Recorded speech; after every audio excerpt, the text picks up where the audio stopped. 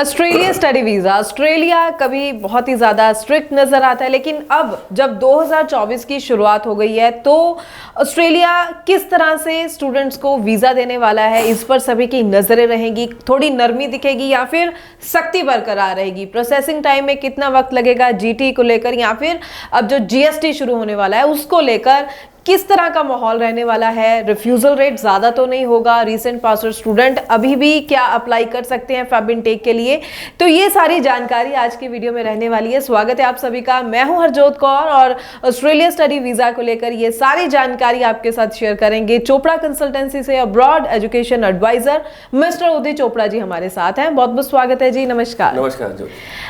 उदित जी, ज़रूर बताइए कि जैसे ही अब 2024 की शुरुआत हो गई है तो इसमें अब ऑस्ट्रेलिया स्टडी वीज़ा को किस ढंग से देखा जाए? नरमी दिखने को मिलेगी या फिर सख्ती बरकरार रहने वाली है? किस तरह की प्रोफाइल्स को जो है और मेहनत करनी चाहिए और किस तरह की प्रोफाइल्स के लिए बेस्ट चांस है ऑस्ट्रेलिया स्टडी वीज़ा?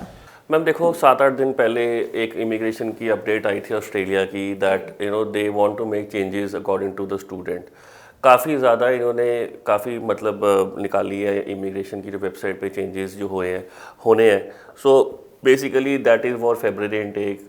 अब आप उसके साथ साथ ये लगा सकते हो कि जो स्पाउसल वीज़ाज़ हैं, सब्सिक्वेंट एंट्रीज़ के वीज़ाज़ हैं, चाइल्ड माइनर वीज़ाज़ हैं, जो भी बेसिकली एड ऑन वीज़ाज़ होते हैं, उसको बेसिकली प्रायोरिटाइज़ करने के लिए उन्होंने सबसे पहले तो ये बोला कि इसको प्रायोरिटाइज़ करना है।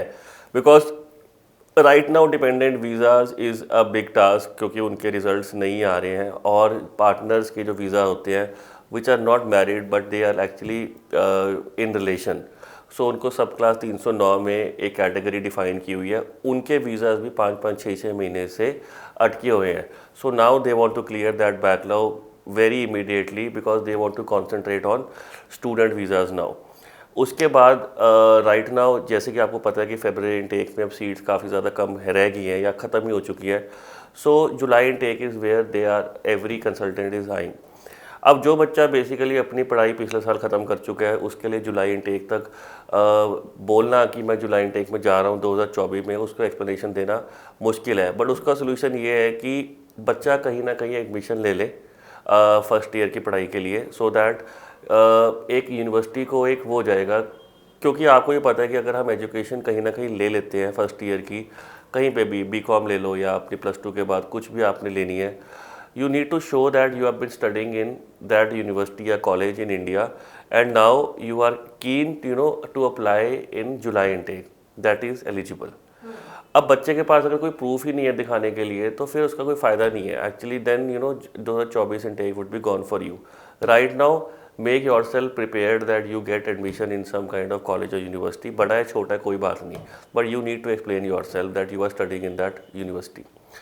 अब उसके बाद बेस पे आप यूनिवर्सिटी पे अप्लाई कर सकते हो। Right now they have also said that they will be actually taking care of level 1 universities and colleges मोर।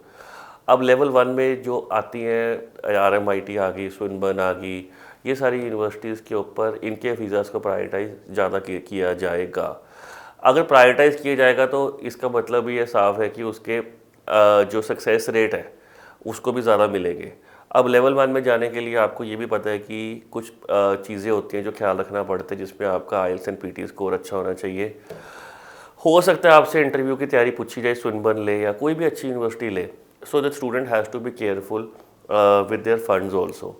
अगर ये चीज़ें हैं तो लेवल 1 की यूनिवर्सिटीज़ का वीज़ा अब आपका महीनों वाली वेट नहीं करनी पड़ेगी, आपको 8 से 10 दिन में आपको वीज़ा के रिज़ल्ट मिल जाएंगे। तो काफ़ी अच्छे चेंजेस हुए हैं ऑस्ट्रेलिया के रिगार्डिंग। जो बच्चा इंटेंशन जिसकी पढ़ने की है उसके लिए सारे चेंजेस बढ़िया हैं। जिसकी इंटेंशन पढ़ने की नहीं है या अपने को अब वीज़ा लेके अपने आप को डाउनग्रेड करने की सोच रहे हैं अगर डिप्लोमा में, तो वो सारी प्रैक्टिसेस अब ख़त्म हो चुकी हैं। सो अगर कंसीडर कर रहे हो Australia, you have your intention need to be very very clear. जी जी जी बिल्कुल। तो फेब इनटेक को लेकर भी मैं चाहूँगी थोड़ा अपडेट ज़रूर दीजिए। अभी भी जैसे हम देख रहे हैं कि जनवरी की शुरुआत हो चुकी है, तो क्या अभी अप्लाई किया जा सकता है फेब इनटेक के लिए, या फिर जिन्होंने अभी अप्लाई नहीं किया है वो नहीं अप्लाई कर सकते? मैम अप्लाई तो आप कभी 15 जनवरी को भी कर सकते हो। मैं आपको बताऊँ फेब्रुअरी इनटेक के लिए, बट ऑब्वियसली डॉक्यूमेंटेशन इकट्ठे करना या एक बार अनकंडीशनल मंगवाना ये कंसल्टेंट के लिए एक टास्क होता है। तो अभी ऐसा कुछ नहीं है कि फेब्रुअरी इनटेक ख़त्म है।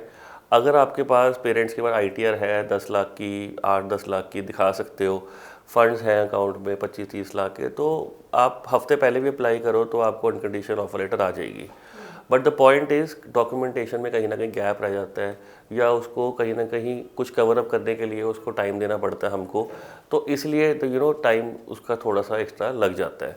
So that is why we are more eyeing on the July intake rather than February intake. Okay, ठीक है, बिल्कुल। तो स्टूडेंट ज़रूर गौर करें सारी इन्फॉर्मेशन पर, उसके अकॉर्डिंगली ही आप चलें, क्योंकि ऑस्ट्रेलिया एक ऐसी कंट्री जिसमें डॉक्यूमेंटेशन को लेकर बहुत ज़्यादा फोकस किया जाता है, बहुत ज़्यादा काम रहता है इसमें। कहीं भी थोड़ी गलती हो तो वो रिफ्यूज़ल का रीज़न बन सकती है। एक अच्छे कंसल्टेंट की सलाह से ही आप आगे ज़रूर बढ़ सकते हैं ताकि प्रोसेस को सही ढंग से कंप्लीट करते हुए आप अपना वीज़ा हासिल कर सकें। कोई सवाल और हो आपका तो ज़रूर जो नंबर डिस्प्ले है इस पर भी कॉल करके आप पूरी जानकारी ले सकते हैं। कमेंट सेक्शन में भी आप अपने सवाल हमारे साथ शेयर कर सकते हैं। बहुत बहुत थैंक्स उदित जी ये सारी जानकारी स्टूडेंट्स के साथ शेयर करने के लिए। आगे भी हम स्टूडेंट्स के लिए इसी तरह से और इन्फॉर्मेटिव वीडियोस लेकर आते रहेंगे। फिलहाल के लिए हमें दीजिए इजाजत। Thank you so much. नमस्कार।